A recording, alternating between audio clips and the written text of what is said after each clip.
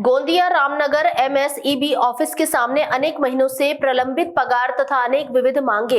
यह कर्मचारी 10 से 15 वर्षों से कार्यरत होकर अनेक महीना से पगार न देने से उन्हें भुखमरी की नौबत आई है। वास्ते पार्षद सुनील भरने तथा स्नेहलता गढ़पायले नेतृत्व में विविध मांगों हेतु अविलंब मांगे पूर्ण कर न्याय की मांग की। इस अवसर पर धर्मेंद्र बोरकर, खुशहाल मैच के आकाश विषय, ताराचंद भंडारी, अमृतलाल बिहार, देवेंद्र पतले, सुशील सिंगोले, विकास मनोहर, मनीष खाटू, मुरारे, रमेश मुरकुटे, समीप चौहान, राजेश बीसेन, गौरी शंकर सुनवाने, रोहित ठाकरे, अंकित मिश्रा, जगदीश बारबेट, राजकुमार ठाकरे, मुकेश शाखरे आदि प्रमुखता से उपस्थित रहे। वंदे भारत से सतीश पारदी की रिपोर्ट। मिळालेच पाहिजे, मिळालेच पाहिजे, मिळालेच पाहिजे। एक ऑप्शन ले लिए रहते अपन। हां, लड़के लोग बोल दिए रहते कि क्या मांगे तुम्हारी। और कौन है? और बड़े तू भी आ, गौरी तू भी आ। और कौन है?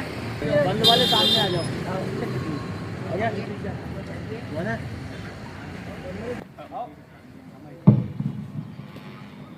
आवाज दो, आवाज दो। असं कसं देत नाही, असं कसं देत नाही।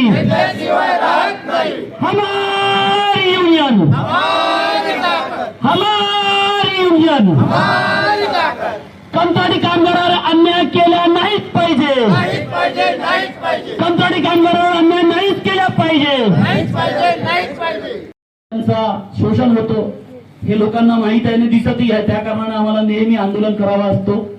तर अशा कामगार कायद्याकरिता आणि कामगारांच्या हक अधिकाराकरिता असे लढणारे आमचे सुनील गावजी भरणे नवनियुक्त पार्षद यांना मी विनंती करतो की याबद्दल 2 शब्द मार्गदर्शन करा। नगर सेविका डालिताई गढ़पायले हमारे हर समय हर आंदोलन में सक्रिय रहने वाले हमारे सुषमा बोरकर जी और सभी साथियों, ये जो तुम्हारा जो प्रश्न है ये सारे देश का प्रश्न है। अभी हमने नगर परिषद में पार्षद बने, अभी नगर परिषद के हमने अम्बेडकर स्कूल जब नहीं कि नगर परिषद की सारी स्कूल, तो नगर परिषद की स्कूलों में भी गरीब के बच्चे पढ़ते है ना।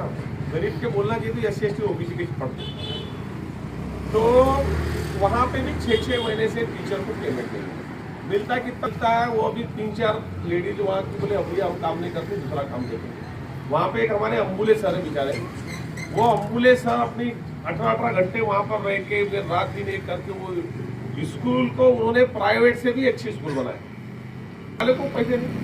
अभी ये आप लोगों के भरोसे तो चलती है, अरे ये देश ही कंत्राटी और ये जो छोटे मोटे लेबर के भरोसे चलता है ना।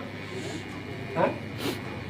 आज मुझे बताओ कि भैया ये अब तुमको भी बीमारी लग गई यार मोर्चा धरने करने की, चूंकि तुम्हारे बाकी के काम होंगे कि नहीं, तो बताओ अभी स्कूल में भाई बच्चे जो है भाई ये सरकार का काम है भैया, शिक्षा, स्वास्थ्य, सुरक्षा, रोजगार देना ये सरकार का काम है, फ्री देना। क्योंकि आप सवेरे से शाम तक टैक्स देते, आप कम पेमेंट, उसमें भी 6-6 महीने पगार दे दो। क्या बताते ये शासन प्रशासन को घास खाने बता देंगे आपको। एक आंदोलन करते उनको मालूम है 10-20 लोग बैठेंगे, 1-2 लोग इनके छोटू बोलकर तुम तो ये बोले कि हमसे उतना ही तो भी दो, हमको 6 महीने से पगार नहीं है।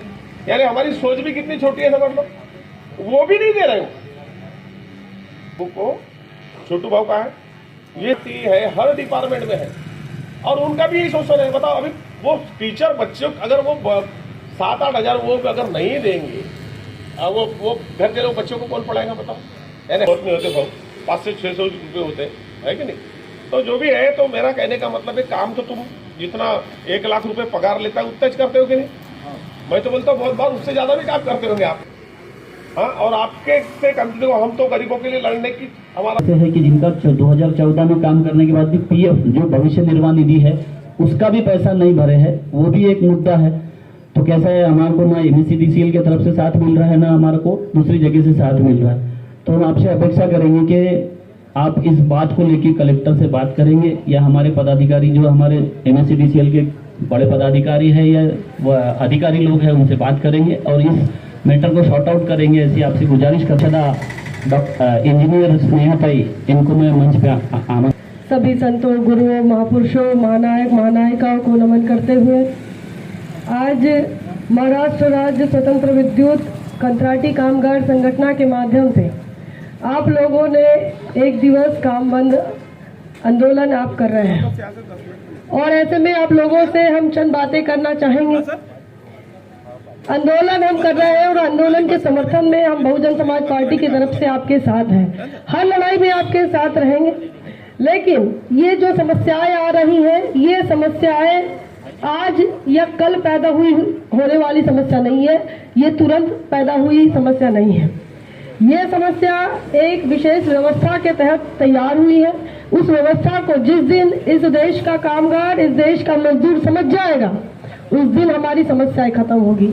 इस देश के अंदर सबसे पहले जब खाजगीकरण आया, खाजगी प्राइवेटाइजेशन आया और उसके बाद से कंत्राटी कामगार जो सही मायने में काम करने वाले मजदूर है, कर्मचारी है, उनकी जिंदगी में सबसे पहले अंधेरा छाया।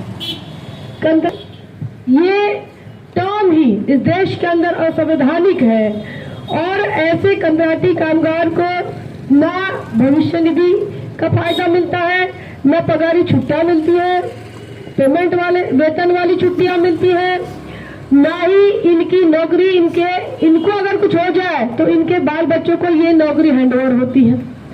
और इसके लिए सरकार जिस प्राइवेट कंपनियों को ठेका देती है वो कंपनी भी हाथ खड़े कर देती है।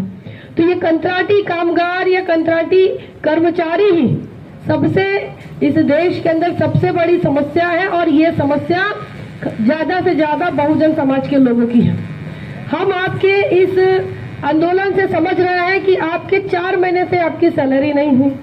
जैसा कि हमारे बन्ने जी ने कहा कि भाई आपकी ये हमें 4 महीने से 6 महीने से पेमेंट नहीं दे रहे, इसका मतलब ये हमको इंसान नहीं समझते। इसलिए सेंसिटिविटी इस देश की सरकार और प्रशासन में नहीं है और यही कारण है कि आज के तारीख में कंत्राटी कामगार जो है काम तो करता है लेकिन वेतन उसको कम मिलता है। मजदूर के को जितनी वेतन, लेबर को जितना पेमेंट होता है उतने पेमेंट में कंत्राटी कामगार को, कर्मचारी को काम करना पड़ता है। और जूनियर कामगार जो है वो काम कर रहे हैं, सिस्टम में काम चल रहा है, इनका आपके काम नहीं करने से कुछ नहीं हट रहा। इनका के तहत लागू होते वो लागू कर दो तो उनको भी हटाया जाएगा और फिर नए कामगार बढ़ जाएंगे। जितने नए कामगार बनेंगे उतने सस्ते उनको कर्मचारी मिलते जाएंगे। बहुजन समाज पार्टी की तरफ से हम जनप्रतिनिधि होने के नाते हम आपके आंदोलन के साथ हैं, समर्थक। आंदोलन बड़ा मोर्चा खोलना होगा। सरकार के अधीन आने वाला ये कार्यक्रम है, उसके अधीन ही आपके हक अधिकार रिजर्व होते हैं। सेंसिटिविटी अगर लाना है तो साथियों आपको भी सोशल सेंसेशन आपके अंदर भी आना चाहिए। सवर्ण नहीं है, हमारे गॉडफादर मनुवादी पार्टियों के नहीं आते। हमारे गॉडफादर बहन मायावती जी है और बहन मायावती जी और आंदोलन को समझने वाले तमाम महापुरुषों के विचारधारा पर चलने का काम करते हैं और इसीलिए साथियों हम कभी भी कहीं भी खड़े हो सकते हैं। उस कोर्ट के माध्यम से हमारा निर्णय भी आया है कि जो लोग कोर्ट में है उन लोगों के जो नाम है उनको परमानेंट किया जाए, ऐसा आदेश भी आया है। और वो आदेश अब सरकार के पाले में है। सरकार चाहे तो जितने लड़कों ने कोर्ट में केस डाले हैं उतने लड़कों की जो लिस्ट आई है वो लिस्ट के माध्यम से वो 2,500-3 हजार जो 5,000 के ऊपर लोग हो चुके हैं वो परमानेंट होने के चांसेस है उनके। पर आज हम जब भी उनको नहीं लिया जा रहा और जूनियर लड़के जो है उनको दिया जा रहा है।